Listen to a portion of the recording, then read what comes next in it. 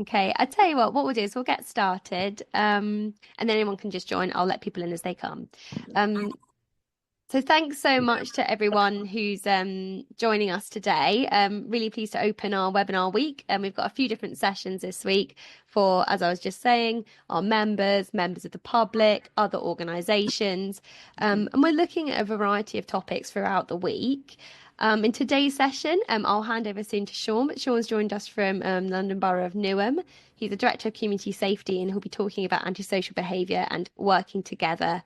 And before we get started, I'm just going to ask people if you could remain on mute for the session. We'll have a Q&A time after Sean's presentation, but it's just easier for everyone if we're on mute, and I'll mute myself as well.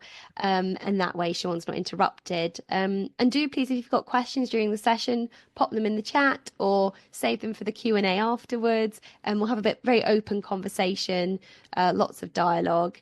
And yeah, without further ado, I will hand over to Sean.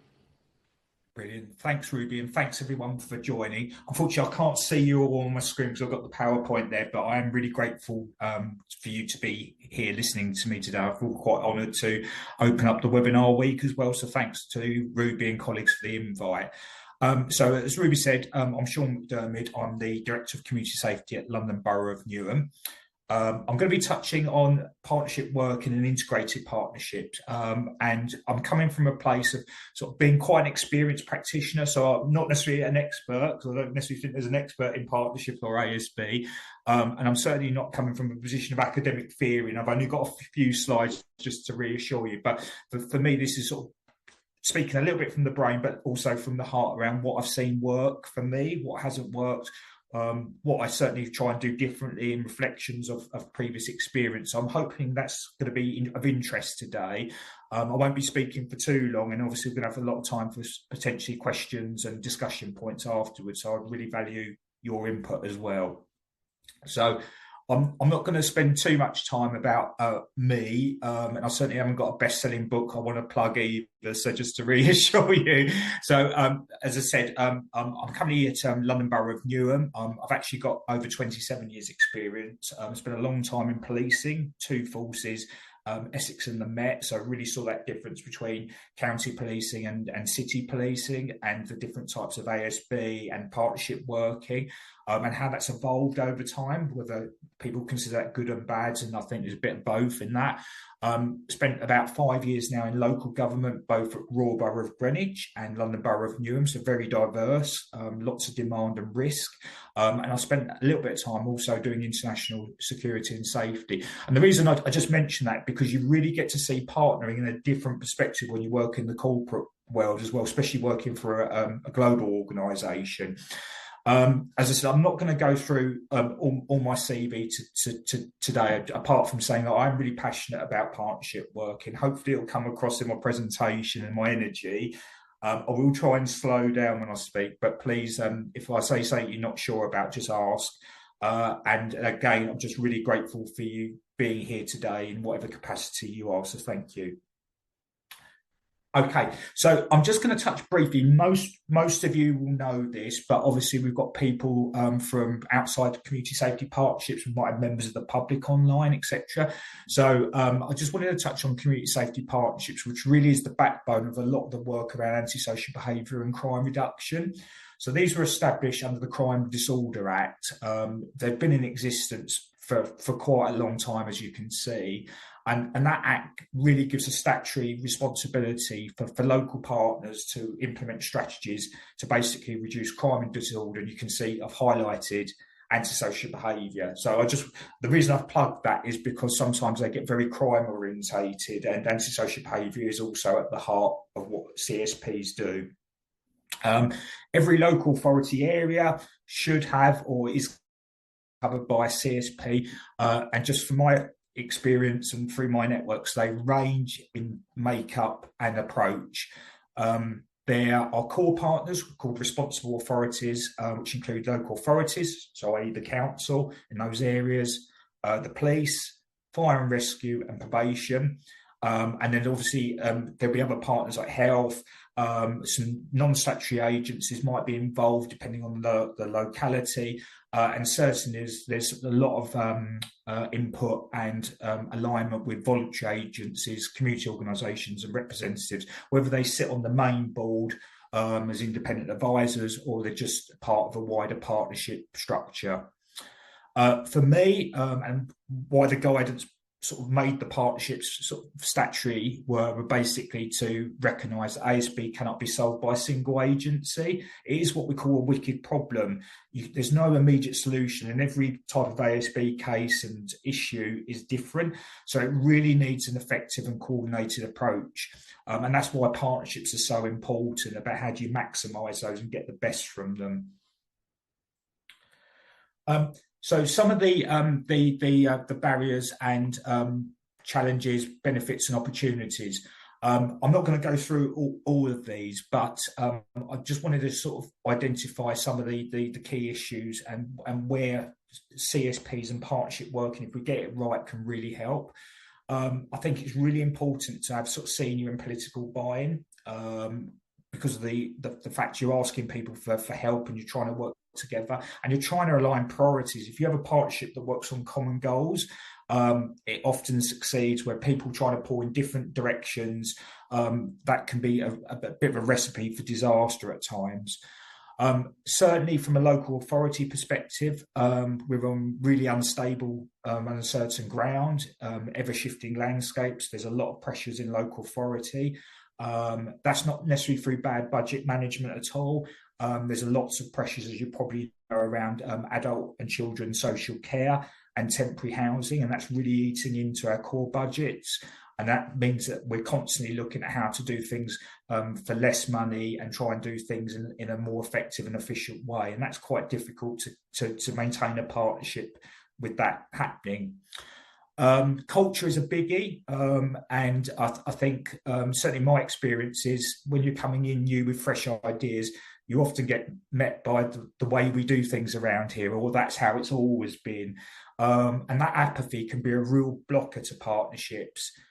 So again, I highlight that as something that perhaps does need a little bit of time and investment and a personal leadership to try and overcome. And that can take a long time, and it's an evolving journey. Data protection and InfoSec, I just highlight that on there. It's really important that we protect people's data and we use it responsibly, but I know sometimes that gets used as a reason not to share data, and it can be a blockage. There's numerous ways to work through that. There's exemplars of good practice across the country and different partnerships. And what I would say is it's about having the will to make things happen, rather than seeing everything as a blocker. And the more data we can use, share, the better the insight we get in terms of how we tackle issues. So what are the benefits around partnership working? Well, improved community outcomes and safeguarding, and very much shared situational awareness. So if we're all aware of what's happening and we've got the best data, the best insight, we're more likely to understand and be able to manage the risks that we face. In a time where resources are tight, partnership working, if we get it right, is a real opportunity.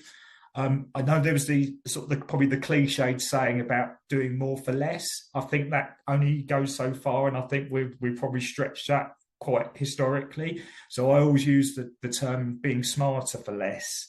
And being smarter is really drawing on our partners, and that includes obviously colleagues like Neighbourhood Watch, the voluntary sector. We've got some grassroots organisations across the country that really are chomping at the bit to help out, but they haven't got the funding and not always the expertise to put in bids and grants. So again, that's something I would just maybe have a look at as a partnership about how you might maximise that and give that learning to groups that would otherwise be up against different organisations who've been there and done it before and haven't got that expertise around bidding and grants.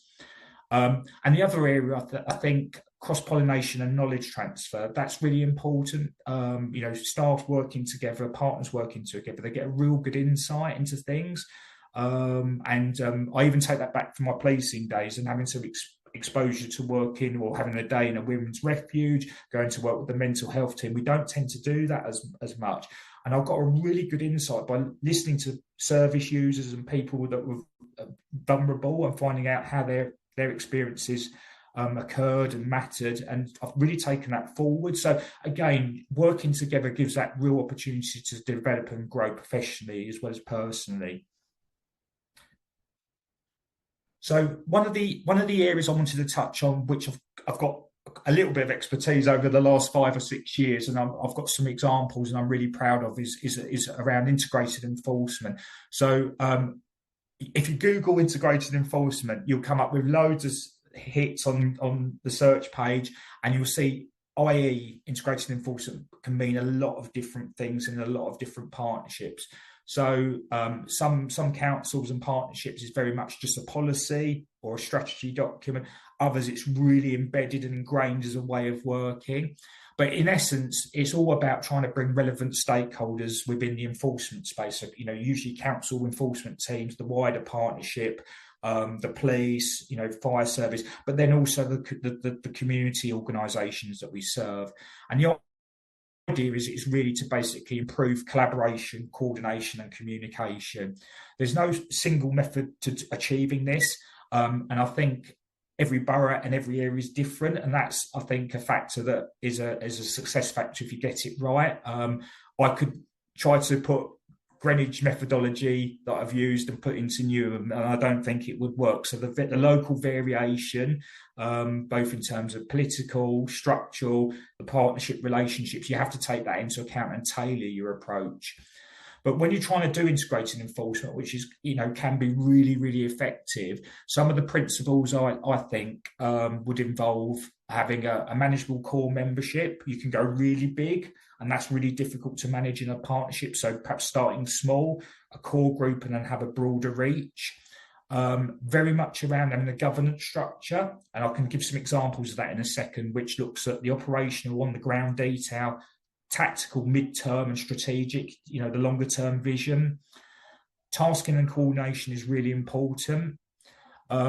I think from an enforcement point of view, it should always be trauma-informed and compassionate. We deal with a lot of vulnerable people and people that need support, not necessarily to be enforced against, but there's always that spectrum. And how do you be compassionate and also trauma-informed to understand why perhaps bad behaviour and antisocial behaviour is occurring and try and address the root cause.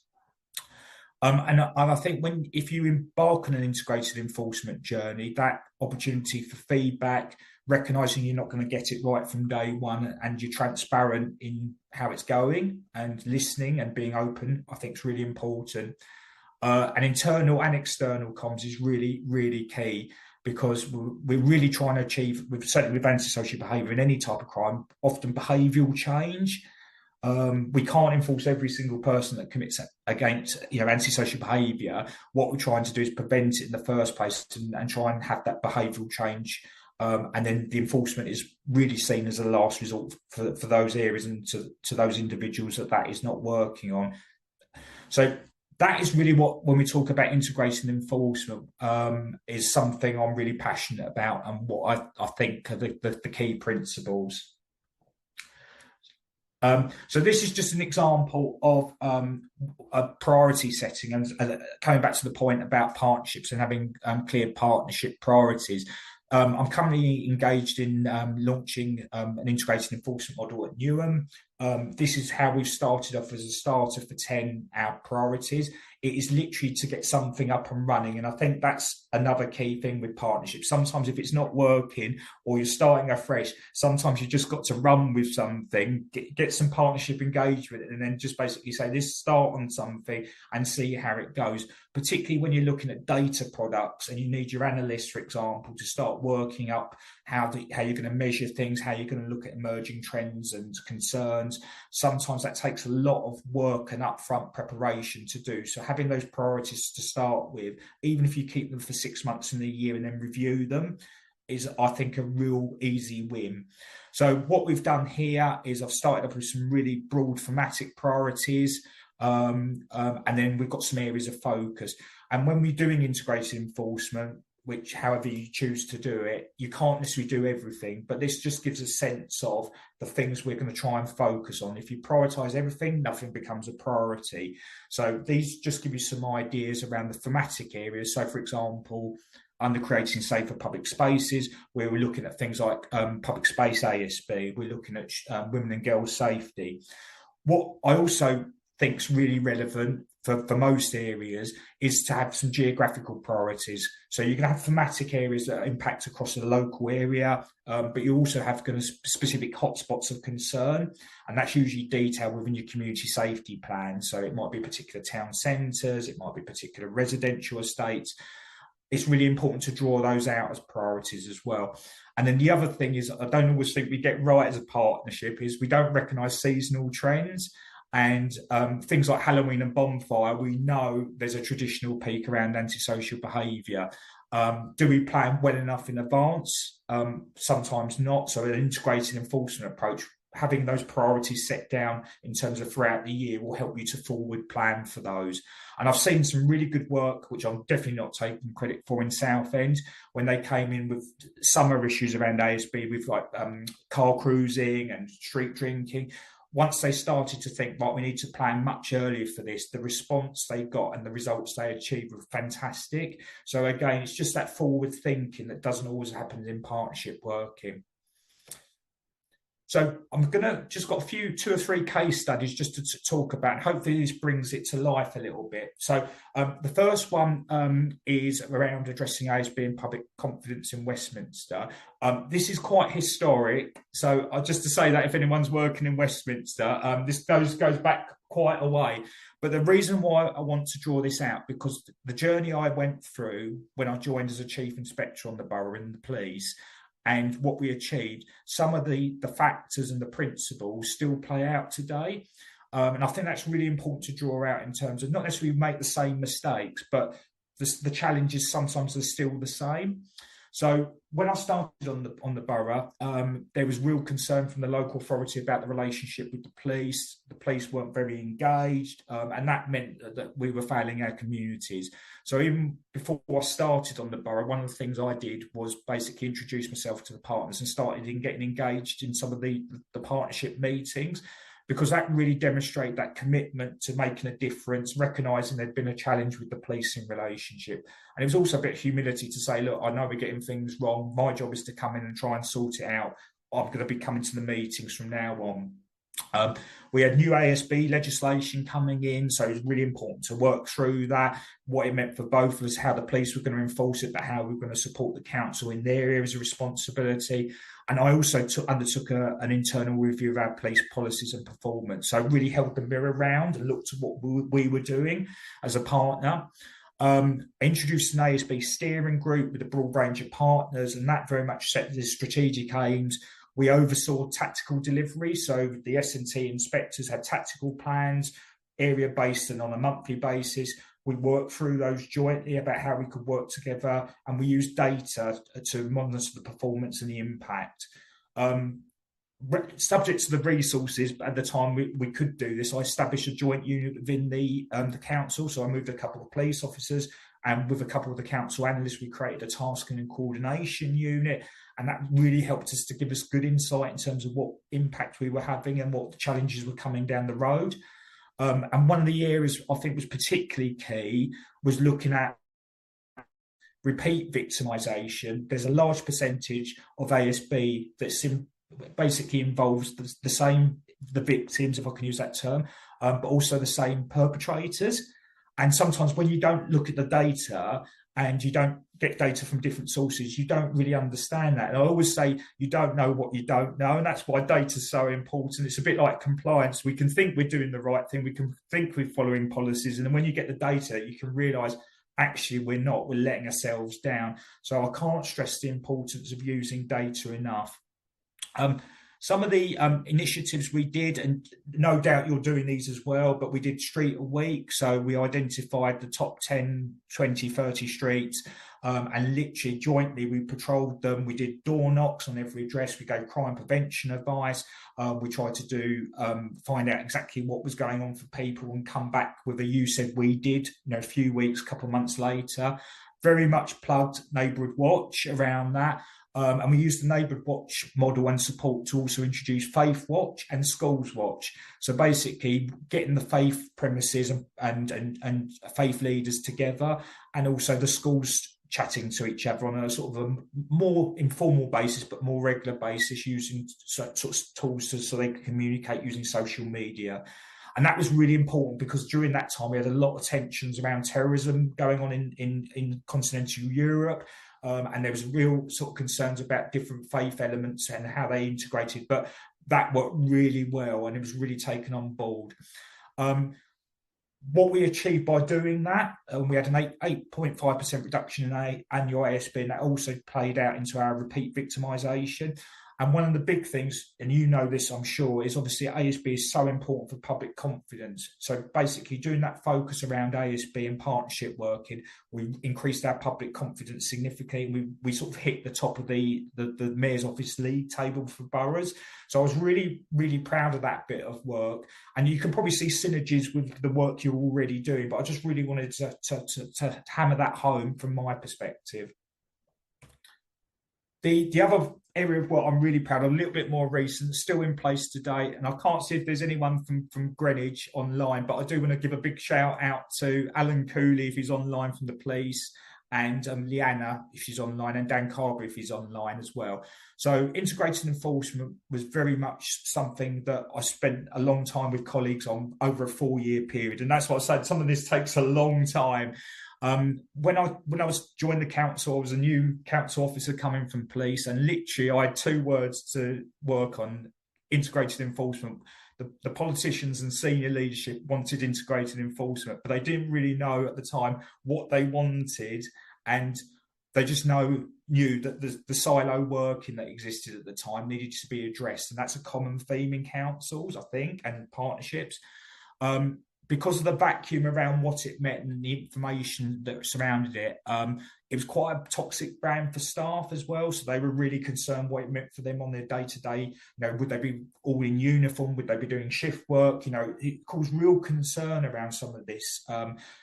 This what was supposed to be a really creative and inspirational concept.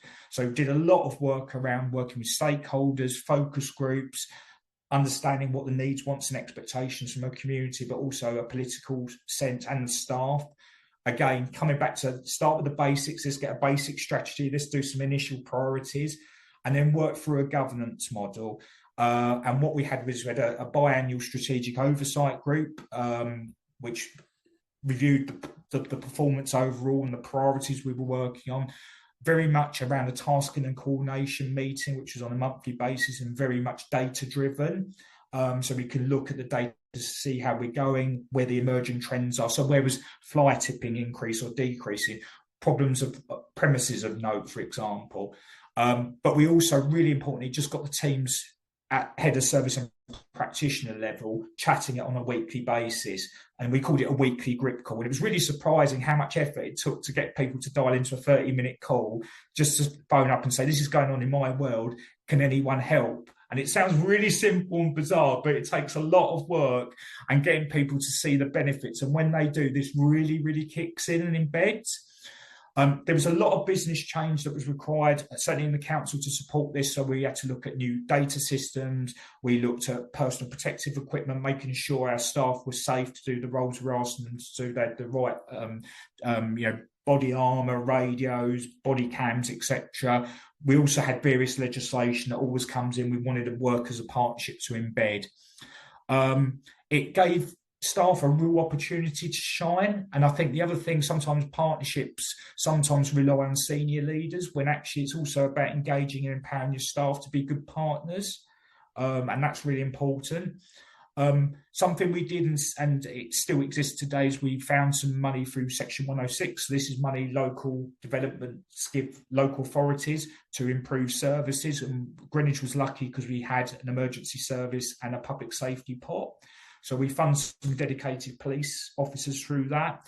And because of the success of the operation and the initiative, the borough commanders at the time, they built on that with street duties, so junior officers being tutored, and also some of the tasking team resource, because they saw this model was really effective. And some of the results we saw, just as an indication, we had 30% reduction in fly tipping. We had really regular and improved operations. We had greater focus on problematic premises such as cocoon properties, repeat ASB properties.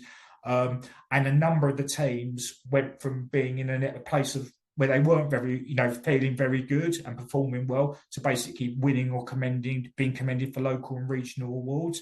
So the IA policing team that I just mentioned, they won Safe and Neighbourhood Team of the Year, and then they got shortlisted the following year, and that was pretty unheard of.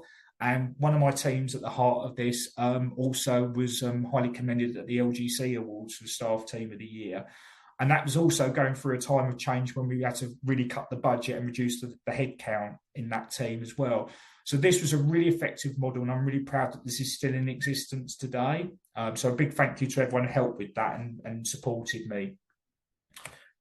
And I'm not going to talk too much longer, but just to touch on the fact I'm trying to do something similar at Newham. We've got a Newham Integrated Community Enforcement NICE approach. The challenges for Newham at the moment and for most councils is the funding pressures and viability.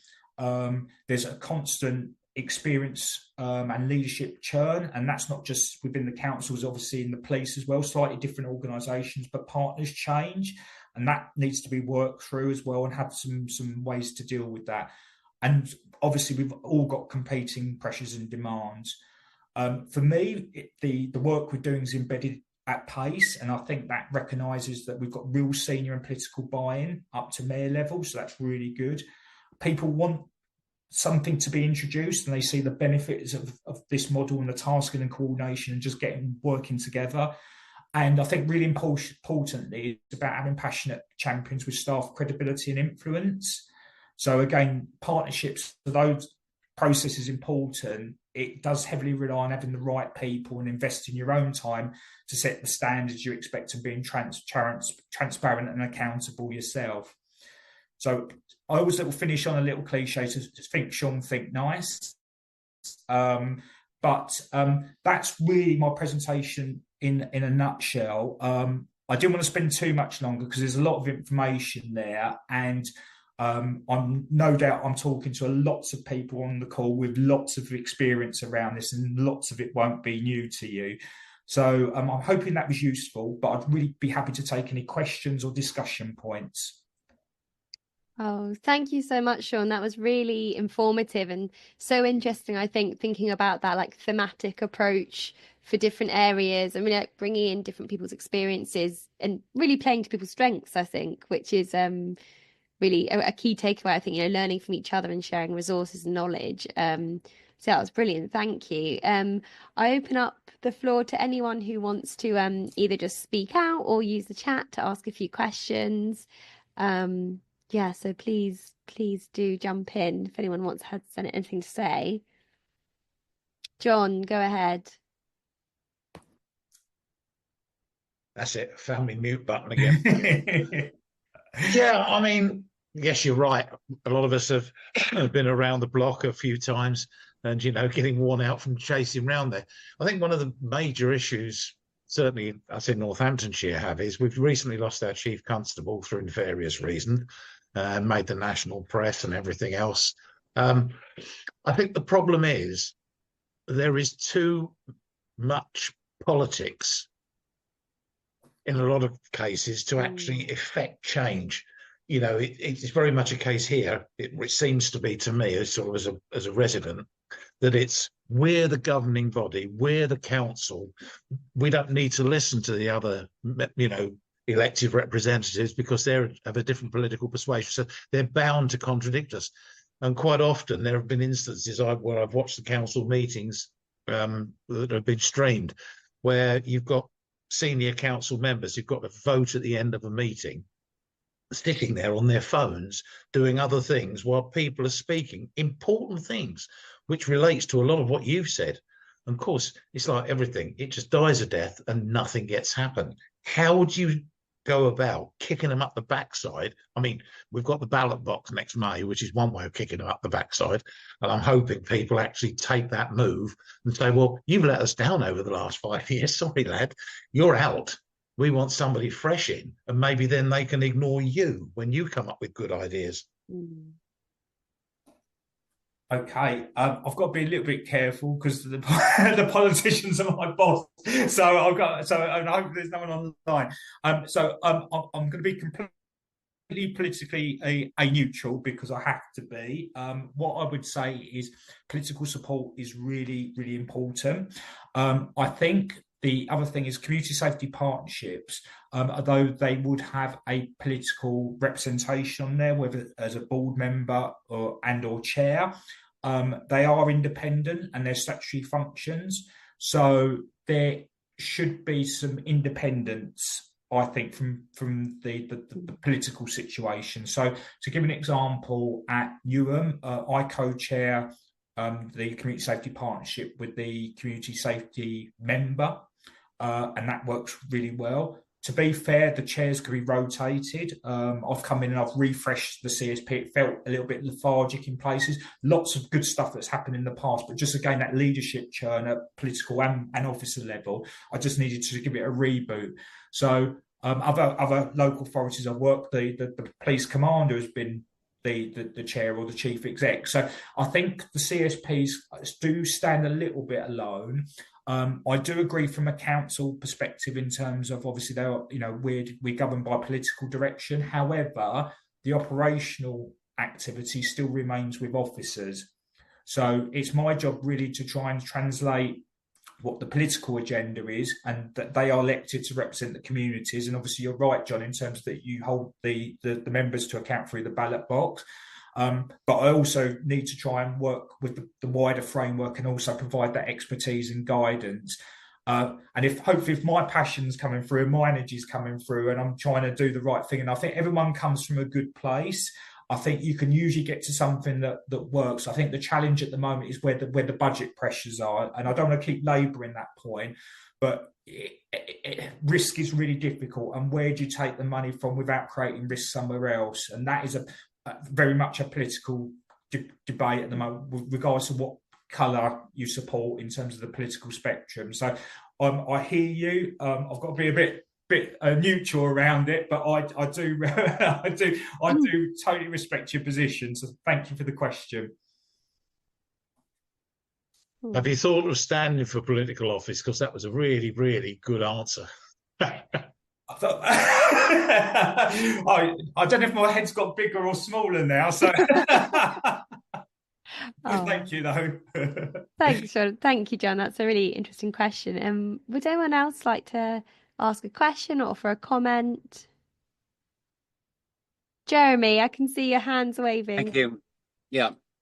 All right. I'm coming from Somerset, not Somerset County, but one of the old unitary authorities, and was what's called lead member for children's services for 8 years, which my boss turned around and said, it's quite simple. If they're under 23 and they're breathing or should be breathing, they're your problem.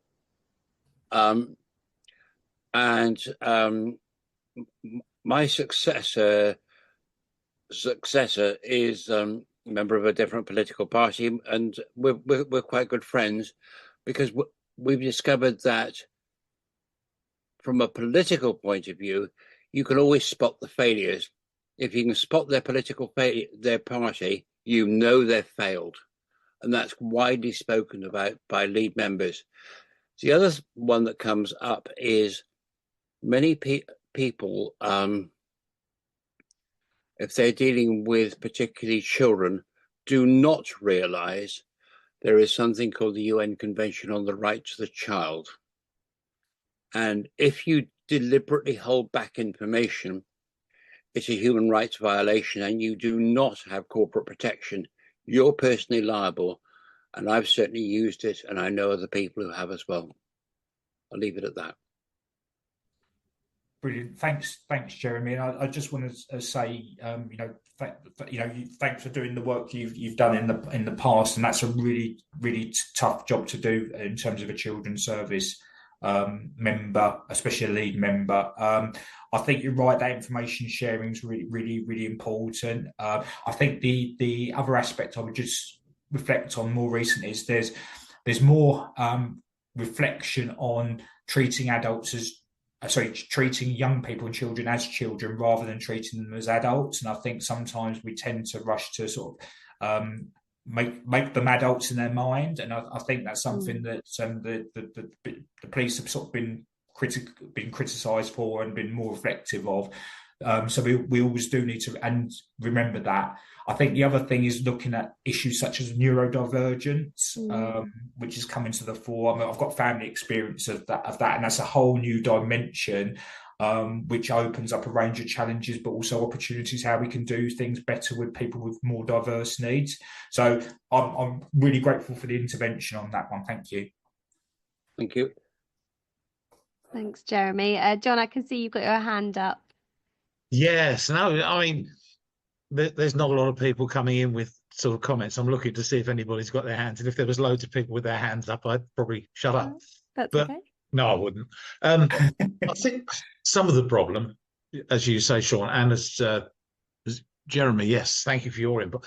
Yeah, there's too much political sway on all these things. I think people need to try and sort of, yes, you've got to have a direction perhaps for a party that's leading a council, but I think certainly with ASB, it transcends those sort of divides, and people need to sort of work together. And as you said, Jeremy, you know, you're friends with the person who took over from you, which is great because you can work together then. And I think this is half the problem. People aren't working together. I mean, your ideas are fantastic, Sean, but I think one of the biggest issues anywhere, certainly in Northamptonshire, is the fact that we don't tackle low-level bad behaviour quick enough, firmly enough, and make youngsters realise and young men realise that if they carry on, the easiest way is to put them in jail, let them sleep it off for a couple of nights, and then let them out and see if they had a rethink. Now, all right, I don't know that we haven't got the space for all those sort of things, but it's little niggling things. People parking across pavements because nobody tells them they mustn't or gives them a ticket and costs them 60 quid to punish them. So they carry on parking across pavements, and then 4 or 5 people completely block a pavement and people can't get there. And to me, one of the biggest problems is people want to report it, but they're told, well, go on the website. But when you go on the police website, and I think it's probably the same all around, they're very difficult to manipulate. I mean, I know now that parking on pavements and things like that is antisocial behaviour. But a lot of people go around and looking for parking things. And, you know, it doesn't, when you start reading through it, what you're trying to report doesn't occur in that part, but it is under ASB.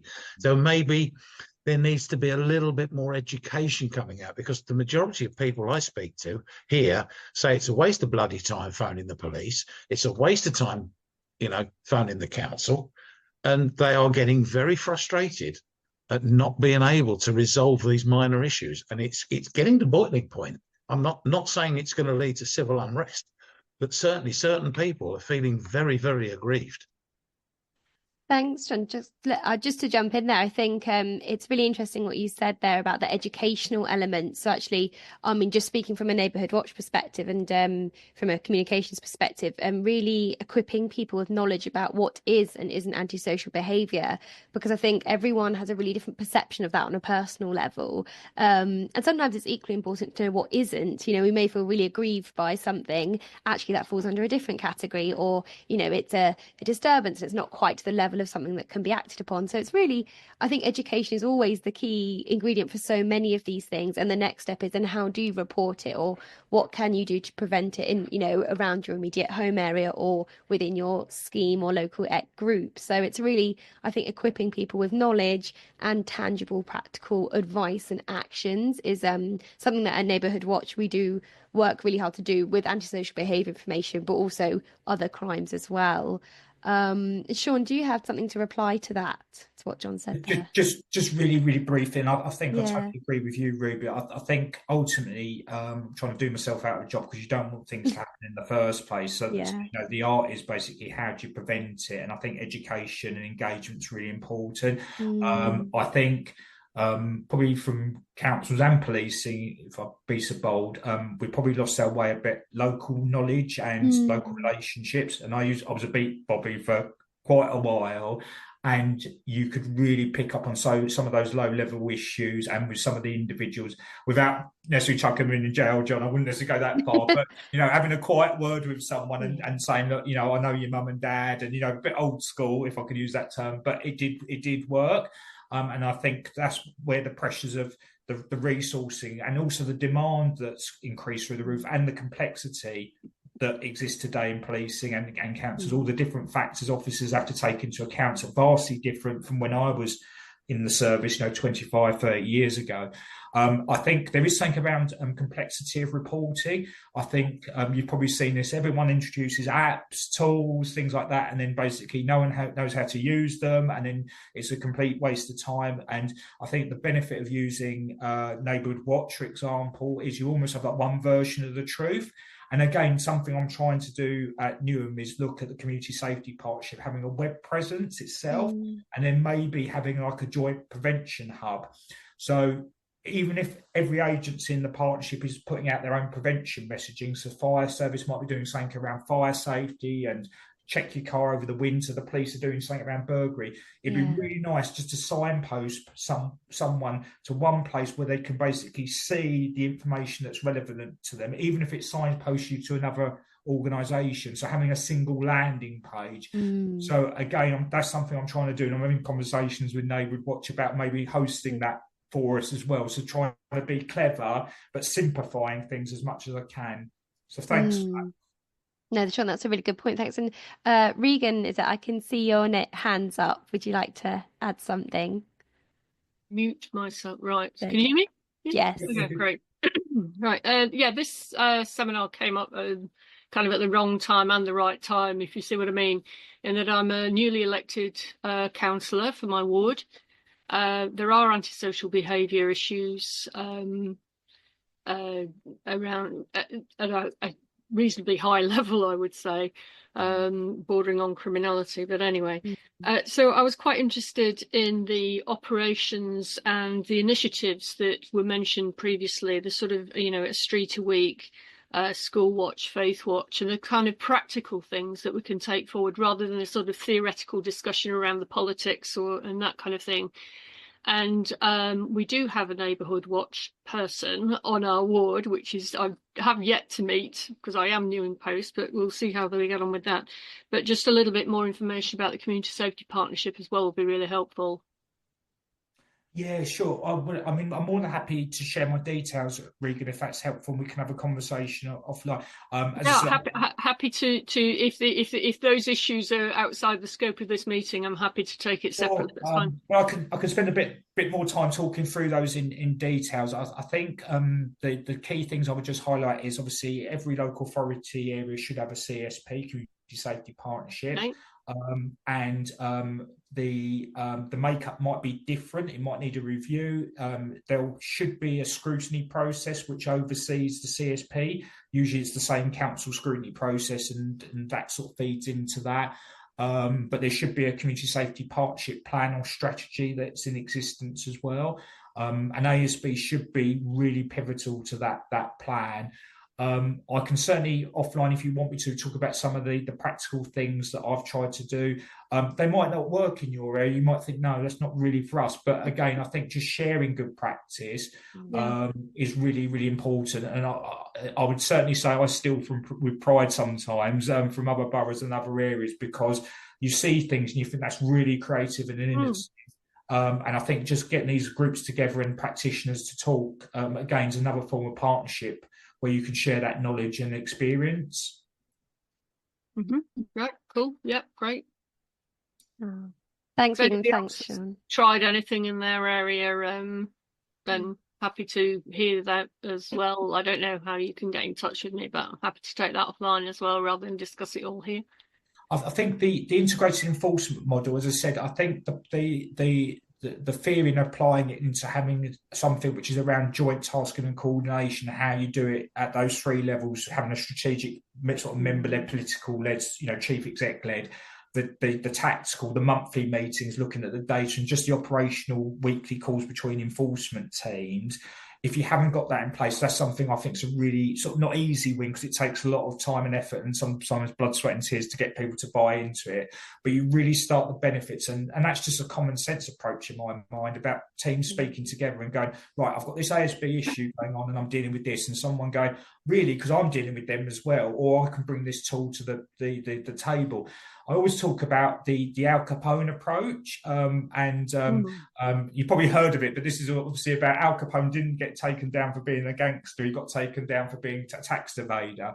And it was really about looking at different ways of working and who's got the right powers. So sometimes you might have an ASB issue and the community safety team are trying to tackle it, and actually the licensing team or planning enforcement might have a route in, appropriately. It's not abusing powers, but if we're all working to safeguard people and protect the public, which we are, then it's right to look at which agency might have the powers available. To give a quick example, we had a case where it was a cocooing case, but we also had a street drinking case. No one realised they were linked. The same person was doing both. When we got a new data system and we started putting data on the system about people, places and vehicles, and someone saw there was a link, it opened up a really new avenue of enforcement that we didn't know, because people didn't even know they were working on it. So you had a real left, right-hand approach going on, not through bad intent, but it's just the lack of join up. So again, I just sort of frame that as a sort of a practical area to look at. Yeah, it's really good thinking. Thank you. Yeah. Thank you. No, that's really, and what I'll just say now is that for anyone on the call or who's not on the call, at the end of this week when we finish this webinar series, I will share Sean's email address if that he's happy to share, and slides and and the recording from the session, so that if people do want to get in contact with you, Sean, more directly offline, that's kind of a bit more of an open opportunity there, I think. And hopefully that's okay. Great. I'm just going to quickly pop. I can see some hands are up. I'm just going to quickly pop to the chat. I can see two interesting comments here. One from James, and thanks to everyone who's popped in comments about, sometimes where you might have a reduction in actually people feeling there's a uniform presence in the streets, can sometimes feel that actually has contributed to an increase in antisocial behaviour. I think that's really interesting. And another comment is about some people fearing to do what they may deem to be the right thing for fear of reprisals, and I think that's really interesting. And I feel, from my perspective, Sean, you may have something different to add to this, but I certainly feel to both comments that there can be a general feeling of maybe helplessness from local people or from supporters or from people who want to do something of impact, and not knowing what you can do, what you shouldn't do, and where to go and where not to go. And if you feel that there's a reduction in uniform presence on the streets, an increased feeling in fear, perhaps that might lead to your area becoming, more victim to antisocial behaviour. And I just wondered if you had anything to say to both those comments. I can repeat them if you need. Yeah, no, I think uniform presence is reassuring, and I can see that from both a policing and a local authority perspective. I think when resources is tight and there's a lot of demand and challenges, I think sort of days of action, surge days, getting out across a wider area, even if it's for a few areas, for a few hours at a time, have had some really good results nationally with hotspot policing, which again sounds a bit sort of old school, but the data has shown, by finding your hotspots and patrolling in those areas for even a short period of time can have a major impact. I think I'm a resident. We're all residents somewhere. We've probably all seen things. I thought, well, should I report that? Or am I going to put myself at risk, or is it worth doing? Or I have reported things, and the service you've got is not where you wanted it to be, and that comes from someone as a police officer thinking, I'm following someone down the street, I've just seen them do something, and the nearest car's 30 miles away. And I do hear you. I think it's a case of just trying to have some trust and confidence in the authorities that there are people, the vast majority of people do public service work to do the right things. I mean, to give an example, I've got a small team that do residential ASB. They handle 10,000 service requests a year. There's a team of about 10 or 11 actual investigation officers, and that's quite heavy demand, and they have to triage and priority. So I would love to stop every single case at day one, and we are looking at things like, well, how do we go out earlier and try and prevent it, the education piece, how do we make reporting simpler? How do we tell people when we can't actually do something about something, which I think is John's point. Sometimes we don't help the public by saying we can do everything and then we actually can't. And you're the one who's been spending an hour on the phone only to be told, I'm really sorry, we can't help you. So why don't we be a bit more upfront early and then focus on what are our responsibilities, and we do it really well. And we also tell people what we've done and take the public with us in terms of success. No, thank you, Sean. That's so interesting. I think you're right. And as always, there's so many factors at play, isn't there? It's rarely just, oh, that's the quick answer, or I know exactly what we'll do. And it takes that collaborative thinking and maybe that longer term strategy as well sometimes to tackling a problem that has been around for a while in a local area. I'm really conscious of time, and I know there's so much we could discuss. John, I can see your hands up, so I'll say I'll go to you quickly, and then what I might suggest is we close, but I encourage people to continue this conversation offline or in community forums. So John, what would you like to say? Final word. Oh, you're on mute. Lovely. No, thank you. Yeah, basically, the feedback I get from lots of groups is because of the number of HMOs we've got in Northampton Town now. I mean, there are over 1,200. And 60% of those are in the smallest actual NN1 district, which is the town centre. A lot of people are coming back and saying to me, it's no good starting a scheme in our street because they're nearly all HMOs. They're the major part of the problem. And unfortunately, with a lot of them, they are. Some of them are very well run, very well managed, and they're great. They're a benefit to the community. But unfortunately, there are so many here, and we have as well in that 800 at least illegal ones by the council's own figures. So what people are doing is just they're buying a house, apply to convert it, don't get permission, so they think, oh, sorry, it's my house, and they convert it anyway and rent it out to people without any regulation. And another thing, just quickly back to Neighbourhood Watch, a lot of people now are running WhatsApp schemes. They're not feeding back into the Neighbourhood Watch schemes at all. So virtually remain uncontactable, so they're running their own little schemes. And it's just sort of, it's almost like a breakup of the whole thing. So my focus at the moment is trying to work with residents associations and get schemes to be managed by them within their area, so they can have, say, a person in each street looking after those areas under Neighbourhood Watch, but also under the residents association. That's it. I'm done. Thank you very much. No, John, thank you. Just that again, I think I've seen that from a national perspective all over, where people sometimes neighbourhood watch groups are really integrated, really active, and kind of aligned with the more national or other local groups. Some there are like splinter groups of WhatsApp groups, and for us, it's one of those ones where, well, it really can be up to the local resident, the local group, because it's what suits their community. But equally, that can mean that some groups might be missing out on resources or from opportunities to work together because you're just not connecting. I feel this is a perennial problem that we may never see the end of, but hopefully we continue to see that desire for people and communities to work together, I think, and to see the benefits of that, and that information sharing as well. And Jeremy said, yeah, remember town parish councillors who can help us facilitate at the front line. That's so useful. Thank you, Jeremy. Well, I just want to say thank you so much to everyone. Sean, do you have any closing remarks you'd like to say? No, I just want to say a big thank you for spending the hour with me. I do hope you've found it useful. It is world according to Sean, so if you don't take anything away, at least you've done me the honour of listening. If you do want to reach out, please do. I think Ruby's going to look at some sort of feedback form or an opportunity to feedback, just because I like to learn and develop my presentation skills. But I'm really grateful for your time, and thank you, Ruby, for the invite. No, you're so welcome here. Thanks everyone who's joined. Just to remind people that we do have 2 other webinar sessions this week. One is with Resolve ASB on Wednesday, and one is with the Susie Lamplugh Trust about harassment and how we can all play a part in actually tackling harassment and violence against women and girls. That's on Thursday. And details for those are on our website. So please do refer back to that, and you're all welcome to join those if you want. But thank you so much. I'll stop recording in a moment, and I'll say enjoy a lunch break if you have one, or a coffee time. But have a great day, everyone. Thank you so much. Thank you. Thank you.